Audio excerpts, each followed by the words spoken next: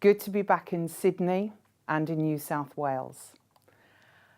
And I'd like to start by introducing you today to 3 children.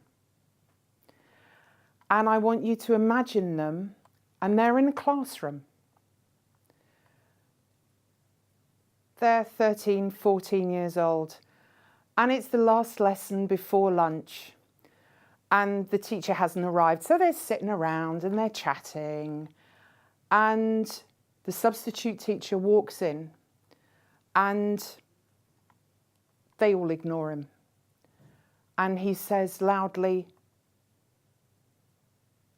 "Be quiet." Well, he doesn't say it that loudly. And nobody takes any notice. And we're paying particular attention to Sandy, to Tim, and to Tammy. And the substitute teacher says again, "Okay, quiet, quiet." And again, people don't really say anything. And then he says, "Shut up, sit down." Sandy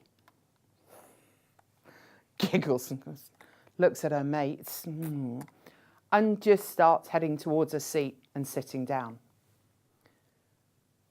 Tammy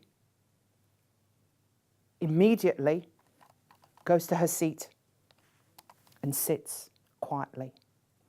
And Tim says, nobody speaks to me like that.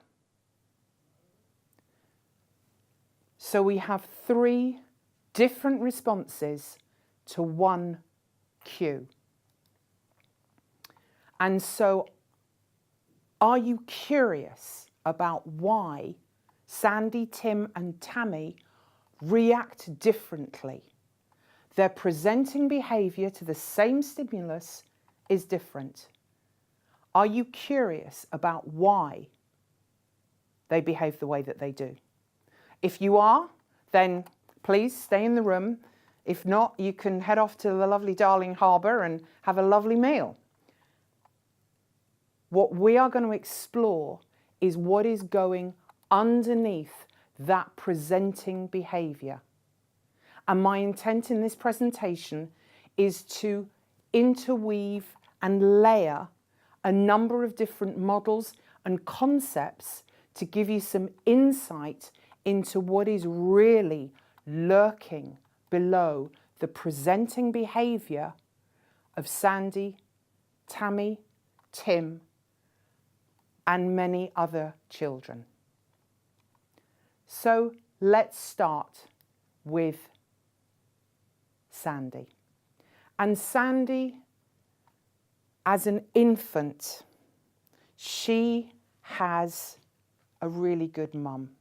And when Sandy starts crying, Mum comes over and just checks, and if necessary, picks her up. Oh, darling, what is wrong? Oh, darling. Oh, you got to, no, I'm going to pull your nappy. Oh, maybe you've got a bit of burpee. Do we need to have some burpee? Oh, poor you. Oh. And Mum is attuned, and she's got eye contact, and she is connecting, and she is using her self-regulation skills to calm down Sandy. And so Sandy learns gradually how to control her breathing and calm and self-regulate. And this cycle that develops into the secure attachment actually occurs thousands and thousands of times. And Mum soothes baby, and she can learn how to maintain a calm, relaxed state. And let's just think, if that's what happens to Sandy when she's little, how then does she behave when she's 2? How does she behave when she's 4 or 5? How does she behave when she's 9 or 10? How does she behave when she's 13, 14 in that classroom? How does she behave when she's 18? And for the rest of her life, what sort of life will Sandy have? And one of the things that will impact her is the beliefs that she's formed about herself, many of which have been formed down here in early infancy with her mother and her parents and her carers. And she learns that people love me. The world is a safe place. I'm special. I'm valuable. I'm okay. I'm okay, and the world is okay. And these beliefs are the ones that she will move up the timeline as she gets older. And we are looking today at this underneath, what's going on underneath. And beliefs are underneath, and they drive behaviour, and they are hidden. And the strongest and most enduring are formed in infancy. And would that all children were like Sandy. Sadly, they're not. And I now want to introduce you to Tammy. And Tammy has a very different start in life.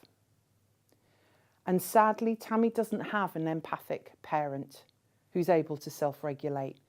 Tammy's mum is quite weak and quite scared. And probably on that boundary, or just a bit below that boundary of good enough that Winnicott talks about. She's not really a good enough parent. She can just about cope. Tammy cries and she goes, shh, shh, shh, shh, shh, shh, shh. And Tammy protests a bit more loudly, cries some more, and Mum responds by going, shush, shush, shush, shush. And she picks Tammy up and she's just shh, shh, shh, shh. And she's actually a bit worried because Tammy's mum lives with quite an angry man. And when he drinks, particularly, he can get very, very loud. And occasionally he gets a bit violent. So we have to be quiet, Tammy. Shh, shh, shh, shh, shh, shh. Shh, quiet, quiet. And Tammy learns that if you cry, then sometimes people shout at you, or worse. And so Tammy starts absorbing Mum's emotions and learns that people will shout at you if you cry. So just imagine how she behaves at the age of 2 or 3. Is she likely to throw what are normal toddler tantrums? How does she behave at 5 or 6? At 9 or 10, how might these beliefs that she's going to have about being scared and not being valued and being alone, and that the world is a terrifying and dangerous place, how will she react to that? The world is terrifying. I'm alone. I need to stay small and quiet. So when teacher shouts at me in the classroom, I'm going to stay very small and quiet so I'm not seen. How does that then change into her life in the future?